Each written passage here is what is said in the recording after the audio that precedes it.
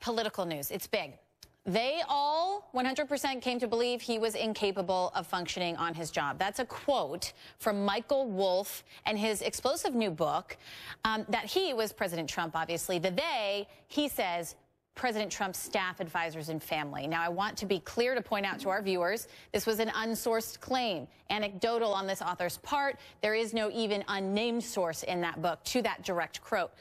And that's why the president has been pushing back and lashing out, saying that this is untrue. President Trump says also Steve Bannon, who's often quoted in this book, has, quote, lost his job or lost his mind after he lost his job. Well, after learning of the book's shocking quotes from his former chief strategist yesterday, among them Bannon calling the meeting set up by Trump's oldest son at Trump Tower with a Russian lawyer treasonous. Well, the response from the White House was lawyers sending Bannon a cease and desist order. They have also done that to the author of this book. But he said this on Breitbart Radio last night, that being Steve Bannon. The President of the United States is a great man. You know, I support him day in and day out, whether going through the country, giving the Trump miracle speech or on the show or on the website. So I don't think you have to worry about that. With me now, political commentator and podcast host Ben Kissel, who's been a rising voice for millennials in politics. Also, Jim Garrity. He is a senior political correspondent for the National Review. You're chuckling for that. Is that not an accurate assessment of your position? It is. I'm 6'7". I'm raising the bar in more ways than one. All right, you guys, I want to start with this book. Clearly, obviously, it's a big story.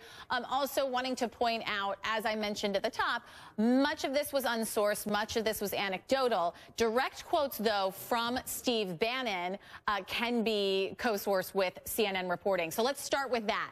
Him calling Donald Trump Jr.'s meeting with that Russian lawyer treasonous. Your reaction, Ben?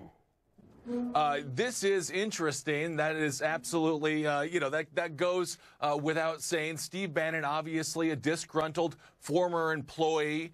We'll see what his political future, what it looks like going forward. I think at this point, the Alabama election, giving that seat up, giving that Republican seat up to Democrat Doug Jones, I think that is equivalent to Mike Tyson getting knocked out by Buster Douglas. I think Steve Bannon is on the map. His political future is in complete and utter question. And let's not forget, Bannon is not some sage. They want to call him the great manipulator on the cover of Time magazine. He's a failed Hollywood producer responsible for the Val Kilmer film, The Steam Experiment. So the man had a short-lived political career, rode the coattails of Donald Trump, and at this point you can tell he's quite bitter. It's similar to what President Trump's statement yesterday about Steve Bannon was. Jim, I want your take on this. Anthony Scaramucci, the one-time or 11-day White House press director, he dismissed the book as well. Trump, obviously, being the other person that's dismissing it. I want to play for you what he said on New Day this morning. A lot of this stuff does not seem right to me. The first example is the president not wanting to win or not thinking he was going to win. Certainly, we all had great uncertainty around the campaign and the tightness of the polling, but nobody wanted to win more than the president of the United States. And frankly, nobody worked harder. We were all uncertain about the election, but he was playing to win. Different things. And he's now the president of the United States. Different things can be It's true. a little bit of nonsense in the book. Nonsense in the book. Jim, what do you make of that? Sure. There are little details that don't quite add up or don't quite make sense. One of the anecdotes is that Trump didn't know who former House Speaker John Boehner is. And Trump had tweeted about him a bunch of times and, in fact, complained about him. So maybe he had a brain fart or something like that. But basically, I find it pretty plausible. The broad contours of this book seem pretty plausible, seem to align with what else was reported. Right at the last second, they switched out Chris Christie to run the transition and brought in Mike Pence and kind of turned over the duties to him. These guys didn't seem completely on the ball and completely expecting to win and totally prepared for this. The idea that Trump is not a great listener, kind of tunes out in meetings and isn't interested in things that aren't flattering to him, doesn't seem completely wild-eyed or incredible to believe to me. You know, the idea of division. Look, every White House has some divisions within the ranks, people who see things differently or something like that.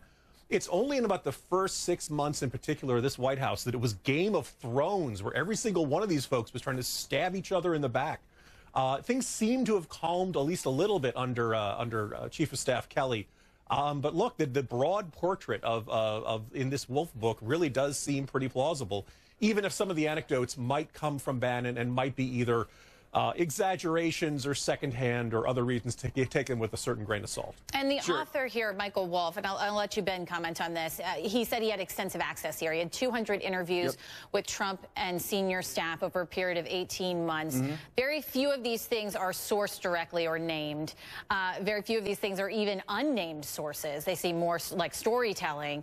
Jim, or Ben, what is your reaction to that? Why not name some sources or quote some sources? The Trump White House was like Game of Thrones, but instead of chicken thighs and chicken bones, they were eating Big Macs and chicken McNuggets. We do have sources named, however.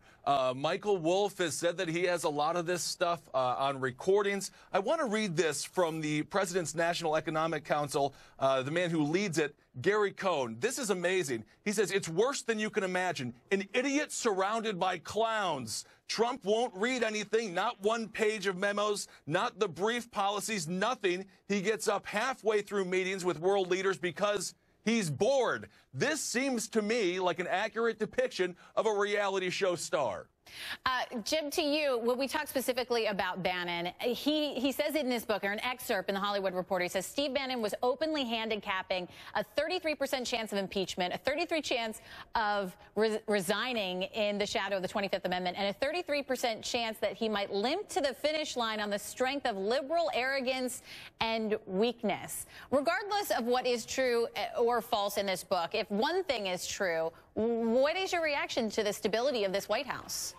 Look, I think it's gotten somewhat better, but it's still pretty shaky by historical standards. I think it is worth noting in every quote that we see from Bannon on his radio show yesterday, or quoted here in the book, or in future media appearances, there is one core principle that Steve Bannon has always held to throughout his entire career. It's that everyone else except him is a moron, and that everyone else should be. No one else knows what they're doing. He's constantly surrounded by idiots. If only people would recognize his genius and implement his strategies the right way, things would turn out. It's never Steve's fault. It's never Steve's problems. And it was almost inevitable that he and Trump would clash eventually. Yes, Steve was always very loyal to whoever was signing his paychecks. But by and large, you have two people who are, I don't think it's tough to dispute, narcissists, rampant egos, used to being the biggest and most powerful guy in the room. Bannon used to negotiate with members of Congress and tell them, you have to vote for this bill, you don't have a choice. Surprise, they do. They don't work for you, Steve. These are not Breitbart.com employees. Steve Bannon basically doesn't know how to treat other human beings like they're human beings, and this has finally caught up with him in the most brutal way possible. Steve Bannon is such a genius political mind. He was able to turn the red state of Alabama blue. If he was a Democrat, he would be a genius, but he's a Republican, so it doesn't really reflect well on his political prowess. And let's not forget, Rebecca Mercer, she's pulling the money. She's pulling the funds away from Bannon. He's got nothing left. He'll have his radio show, and that's it. Ben Kissel and Jim Garrity, thank you so much for being with me. We appreciate it, gentlemen.